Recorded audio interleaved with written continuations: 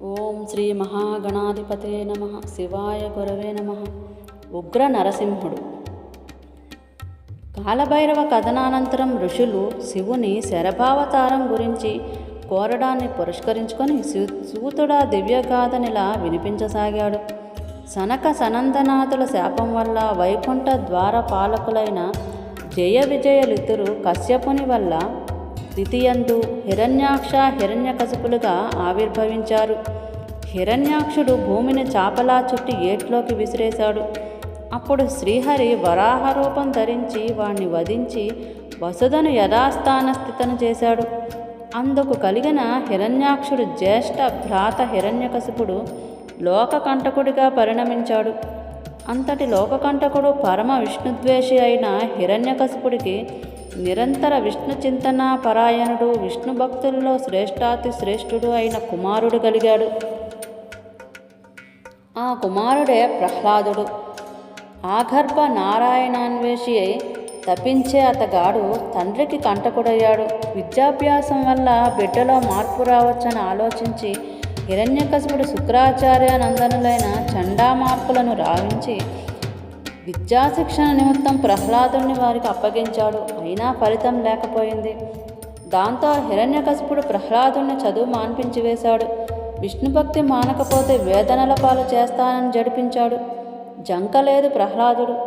వళ్ళుపై మర్చిపోయాడు హిరణ్యకశిపుడు. కర్కోటకుల వంటి కింకరులకు అప్పగించాడు.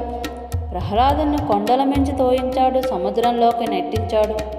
అగ్నికండాలలో విసిరివేయించాడు. ఏనుగులతో త్రొక్కించాడు. మరుగుతున్న నూనెతో వేపించాడు. పాముల చేత కరిపించాడు. కొట్టించాడు. తిట్టించాడు. చిట్ట చివరికి కాలకోట విషం కూడా పెట్టించాడు. అయినా చావలేదు ప్రహ్లాదుడు. ఎంతకీ చావని కొడుకుతో తానెలా చావాలో అర్థం కాలేదు హిరణ్యకశిపుడికి. ఒకనాడు కొడుకును ఏకాంతంలో పిలిచాడు విష్ణువని ఇంత నమ్మకంగా ఆరాధిస్తున్నావు, ఆ విష్ణువుని ఎప్పుడైనా చూసావా అని అడిగాడు. చూడకపోవటం ఏమిటి, ఇప్పుడు కూడా చూస్తున్నాను అన్నాడు ప్రహ్లాదుడు. నాకు చూపిస్తావా అన్నాడు రాక్షసేంద్రుడు. నువ్వు చూడాలే కానీ ఆయన ఏందెక్కడా, ఇందుగలడందు లేడని సందేహం ఎందుకు, ఎందెందు వెతికినా అందందే ఆయన గోచరించుతాడు కదా అని అన్నాడు బాలకుడు. ఏమిటేమిటి, ఎక్కడ పడితే అక్కడ ఉన్నాడా విష్ణువు, అయితే ఏడి, ఈ స్తంభంలో కూడా ఉన్నాడా అని అడిగాడు రాక్షసరాజు. ఉన్నాడన్నాడు ప్రహ్లాదుడు. ఏడి చూపించు అంటూ పిడికిలు బిగించి సభాస్తంభానికి హిరణ్యకశిపుడు వేసిన వేటుతో పగిలిన స్తంభంలోంచి రగులుతున్న అగ్నిలా నరహరి రూపంలో ఆవిర్భవించాడు విష్ణువు. మనిషి కాక మృగము కాక నృసింహ రూపంలో ఆవిర్భవించిన విష్ణువును గుర్తించలేక భయంతో కంపించిపోయాడు హిరణ్యకశిపుడు. ఆ నరసింహస్వామి హిరణ్యకశిపుణ్ణి తన తొడలపై పరుండబెట్టుకొని ప్రాణులు అప్రాణులు కాని తన వజ్ర సమనఖాలతో అతని ఉరకుహరాన్ని చీల్చేశాడు. దేవతలు పూలవాన కురిపించారు. దుందుబులు మ్రోగించారు. అచ్చరలు ఆడాడు. గంధర్వులు పాడారు. సిద్ధ చారణ మహర్షులు విష్ణు సంకీర్తన చేశారు. బ్రహ్మ మరేంద్రాదులు హరిని ఎంతగానో స్తుతించారు. నరసింహుని ఉగ్రత అలా దేవతలందరి చేత స్తుతించబడ్డాడే గాని ప్రసన్నుడు మాత్రం కాలేదా నృసింహుడు. పైగా హిరణ్యకశిపుడు పేగులను మెడలో ధరించాడు. రాక్షసుని వక్షోరుదరధారాన్ని ఎర్ర గంధం పూసుకున్నట్లు పూసుకున్నాడు. అది చాలదన్నట్లు బీజశోధనం కూడా చేశాడు. అప్పటికీ ఆవేశం అణుచుకోలేక హిరణ్యకశిపుని కళేబరాన్ని రక్తం ఓడుతున్న దాన్ని మెడల మీద వేశాడు. దుర్భర గర్జనా రావాలతో విశ్వాన్ని మింగేసేటంతగా నోరు తెరుచుకొని లోకం మీద పడ్డాడు. ఆ నరసింహుడి గర్జనలకి ఆకాశంలో మేఘాలు ముక్కలు ముక్కలైపోయాయి. పక్షులు గుండెలవసి నేలకు రాలిపోయాయి. నక్షత్రాలు వణికాయి. గ్రహాలు గతులు తప్పిపోనారంభించాయి. సముద్రాలు పొంగాయి. సూర్యుడు తేజోహీనుడైపోయాడు. సిద్ధ చారణ యక్ష విద్య ధారాతులు తలా ఒక దిక్కుకు పరుగులెత్తసాగారు. కులగిరులు కంపించాయి. ఆయన పదఘాతాలకు భూమి గడగడలాడిపోయింది. ఏ విపాతము లేకుండానే మహావృక్షాలు నేలపడిపోయాయి. మహామునుల తపస్సులు అంతరాయ భరితాలైపోయాయి. యోగుల ధ్యానాలు నిలకడ మానేశాయి. ఋషులు ఆహాకారాలు చేశారు, దేవతలు అల్లాడిపోయారు, సప్తమహర్షులు శాంతి ప్రవచనాలు మొదలుపెట్టారు. అయినా నరసింహస్వామిలో ఉగ్రత్వం చల్లారలేదు.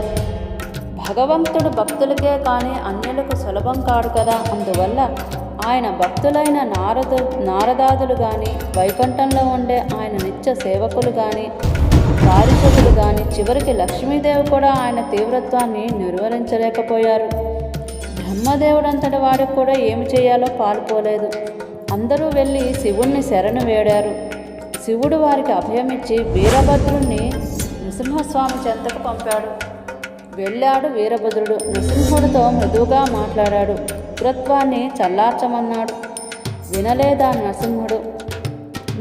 నువ్వెవడివి నాకు చెప్పడానికి? నేను తలుచుకుంటే చరాచర విశ్వం మొత్తం చప్పరించేస్తాను, జాగ్రత్త అన్నాడు. అంతేనా? తానే పరబ్రహ్మనని మృత్యుంజయుడిని ప్రసంగించాడు. నువ్వెలా పరబ్రహ్మవుతావు? పరబ్రహ్మ అంటే శివుడే అని సోదాహరణంగా వివరించాడు వీరభద్రుడు. కానీ నరహరి చెవికి ఏమీ ఎక్కలేదు. ఇక లాభం లేదనుకున్నాడు వీరభద్రుడు. తక్షణమే మహా అద్భుతమైన రూపాన్ని ధరించాడు. వీరభద్రుని శరభావతారు. ఆ రూపంలో ఆయన సర్వాకాశాన్ని ఆక్రమించేశాడు. బంగారు రంగులో వెలిగిపోతున్నాడు. సమస్తమైన తేజస్సులు ఆయనలో లీనమైపోతున్నాయి. 1000 చేతులతో జడాధారి అయి, చంద్రరేఖ చూటుడై, సువిశాలమైన 2 రెక్కలతో, పొడవైన ముక్కుతో, పెద్ద పెద్ద కూరలతో, వజ్రాభాలైన గోళ్లతో, నీలకంఠంతో, 4 కాళ్లతో, 3 కళ్ళతో హుంకారాలు చేస్తూ విజృంభించాడు. ఆ శరభరూపాన్ని చూస్తూనే తన బల సామర్థ్యాలను కోల్పోయాడు నరసింహుడు. శరభాతారుడైన వీరభద్రుడు నృసింహుడి చేతులను పట్టుకున్నాడు. రెక్కలతో అతని నాభిని పాదాలని తాడిస్తూ కుంచంతో అతనిని బంధించాడు.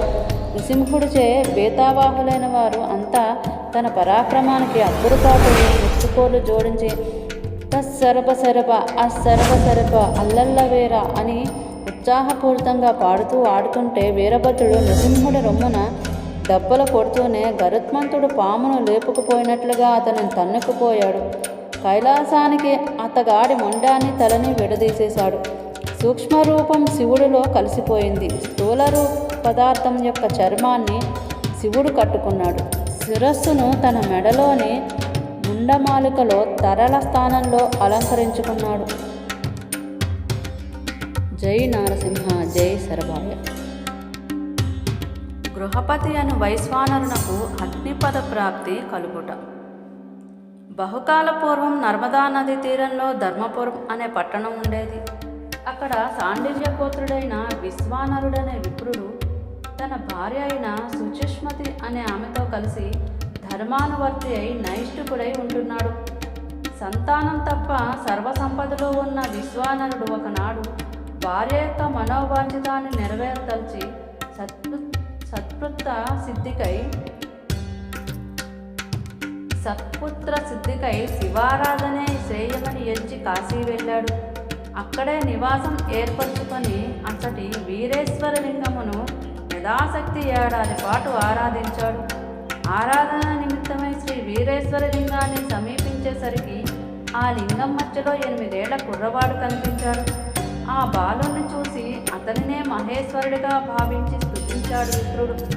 బాలక రూపంలో ఉన్న బాలేంద్రుడు సంతృష్టి చెందాడు. విశ్వానర, నువ్వు చేసిన ఈ స్తుతి పాఠం అభిలాషాష్టకమనే పేర ప్రసిద్ధి అవుతుంది. రోజుకి 3000 సార్లు చొప్పున సంవత్సరం పఠిస్తే సిద్ధిస్తుంది. ఇక నీ కోరిక ప్రకారమే నేను నీ వల్ల నీ భార్య అయిన సుచిష్మతి యందు ఆవిర్భవిస్తాను అని అనుగ్రహించాడు. అనుగ్రహించిన ప్రకారమే ఒకానొక శుభముహూర్తాన సుచిష్మతి నుండి ప్రసవింపబడ్డాడు. బ్రహ్మదేవుడంతటి వాడు స్వయంగా దిగివచ్చి ఆ బిడ్డకు గృహపతి అని నామకరణం చేసి వెళ్ళాడు. 4వ నెల రాగానే విశ్వానరుడు ఆ బిడ్డకు అన్నప్రాసనం కర్ణవేద చేయించాడు. 5వ ఏట ఉపనయనం చేయించాడు. ఉపాకర్మాదులు కూడా నెరవేర్పించి వేదాభ్యాసంలోకి దింపాడు. ఇలా 8 ఏళ్ళు గడిచాయి. 9వ ఏట నారదుడు వచ్చాడు.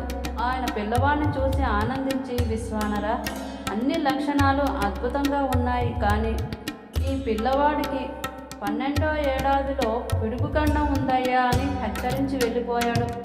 నారదుడు చెప్పిన కీడు తలుచుకొని సుచిష్మతి దంపతులు పొగిలి ఏడ్చారు. అప్పుడు గృహపతి తల్లిదండ్రులను ఓదార్చి సర్వకరణకారుడు, శాశ్వతుడు, మృత్యుంజయుడు అయిన శివుణ్ణి ఆరాధించి ఆపదను అధిగమిస్తాను, కాశీ వెళ్లేందుకు అనుమతించండి అని కోరాడు. అంగీకరించారు తల్లిదండ్రులు. ఒక సుముహూర్తాన బయలుదేరి వారణాసి చేరాడు గృహపతి. మొదటి 6 నెలలు కందమూలాలు మాత్రమే తింటూ ఆరాధించాడు. తరువాత 6 నెలలు పండుటాకులే భుజిస్తూ సేవించాడు. ఆపై 6 నెలలు గాలిని సైతం బంధిస్తూ రోజు ఒక్కొక్కటికి ఒకే ఒక్క నీటి చుక్క చొప్పున తీసుకుంటూ తప్పించాడు. గృహపతికి 11 సంవత్సరాలు గడిచాయి. 12వ ఏట అడుగు పెట్టాడు. ఆ మొదటి రోజునే గృహపతికి ఇంద్రరూపం సాక్షాత్కరించింది. వరమిస్తాను కోరుకో అన్నాడు ఇంద్రమూర్తి. గృహపతి తిరస్కరించాడు. ఇంద్రమూర్తి నచ్చచెప్పపోయాడు. వినలేదు వైశ్వానరుడు. నేనే విశ్వేశ్వరుణ్ణి ఆరాధిస్తాను, ఆ విశ్వేశ్వరుడే నాకు వరమిస్తాడు, నీతో పని లేదు పొమ్మన్నాడు. ఆ మాట వింటూనే ఇంద్రమూర్తి వజ్రాన్ని ఝుళించి ఆ బాలునికి చూపించాడు. అది చూస్తూనే నారదవచనం గుర్తొచ్చి గృహపతి స్పృహ తప్పబోయాడు. తక్షణమే తోచాడు శివుడు. దృశ్యమానుడవుతున్న బాలుని తాకాడు. ఆ స్పర్శ వల్ల గృహపతి వెంటనే కోలుకున్నాడు. అట్టెదుట ఉన్న కంటే కాలుని అట్టే చూస్తుండిపోయాడు. ఆనందంతో నోటమాట రాలేదు.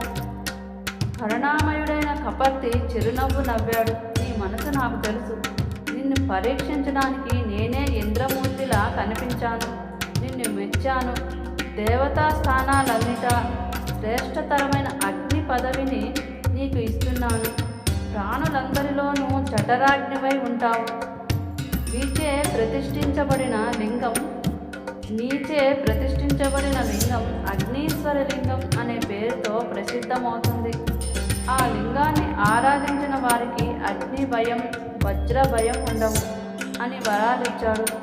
అతనిని ఆగ్నేయ దిశాధిపతిగా అభిషేకించి తాను అగ్నీశ్వర లింగంలోనికి అంతర్ధానుడైపోయాడు. అందువల్లనే అగ్నికి వైశ్వానరుడు అనే పదం వాడుకలోనికి వచ్చింది. ఆరంభావతార విశేషములు.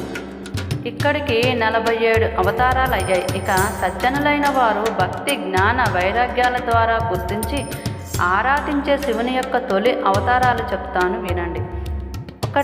మొదటిది మహాకాలుడు, పరదేవత మహాకాళి. తారుడు, పరదేవత తారాశక్తి. బాల భువనేశ్వరుడు, బాల భువనేశ్వరి. షోడశ శ్రీ విద్యేశ్వరుడు, ఆమె షోడశ శ్రీ విద్యేశ్వరి. భైరవుడు, పరదేవత భైరవి. చిన్నమస్తకేశ్వరుడు, అదే పేరు గల దేవత చిన్నమస్తకేశ్వరి. ధూమవదీశ్వరుడు, ధూమేశ్వరి పరదేవత. బగళాముఖేశ్వరుడు, అమ్మవారు బగళాముఖి. మాతంగేశ్వరుడు, ఆమె పేరు మాతంగి. కమలేశ్వరుడు, పరదేవత కమలాదేవి. యక్షావతారం. తదనంతరం చెప్పుకోదగ్గది యక్షావతారం. ఒకప్పటి దేవాసుర సంగ్రామంలో దేవతలు విజయం సాధించారు. అది కేవలం శివానుగ్రహ ప్రాప్తమేనన్నది విస్మరించి అహం రెచ్చి మాయామోహితులై అంతా తమ గొప్పతనంగా భావించి ప్రగల్భించసాగారు. అలా ప్రగల్భిస్తున్న ఆ దేవతల యందు యక్ష రూపంలో ప్రత్యక్షమయ్యాడు శివుడు. ఓ దేవతలారా, ఏమిటి అట్టగాహం అని అడిగాడు. వాళ్ళలా గర్వంగా మేమంతా రాక్షసులను ఓడించేశామని గొప్పలు చెప్పుకున్నారు. అప్పుడు ఆ యక్షరూపుడు, వెర్రివాళ్ళారా, అంతా శివకటాక్షమే గాని వేరు కాదు.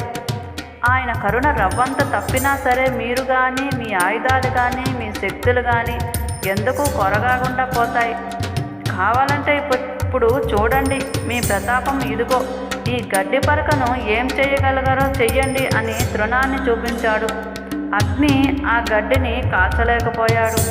వాయువు దాన్ని కదపలేకపోయాడు. యముడు దాన్ని నిర్జీవం చేయలేకపోయాడు. ఇంకా బలవంతులు కూడా దాన్ని పెకలించలేకపోయారు. చివరికి ఇంద్రుడు వజ్రాయుధం ద్వారా కూడా ఆ గడ్డి పరకని ఖండించలేకపోయింది. దాంతో దేవతలు బుద్ధి తెచ్చుకొని శివుణ్ణి ప్రార్థించగా యక్షరూపుడు శివమూర్తిగా సాక్షాత్కరించి వారిని అనుగ్రహించాడు. ఇది యక్షావతారం కథ. ఓం శ్రీ అంబికానాథ పాదార్పణమస్తు. స్వస్తి.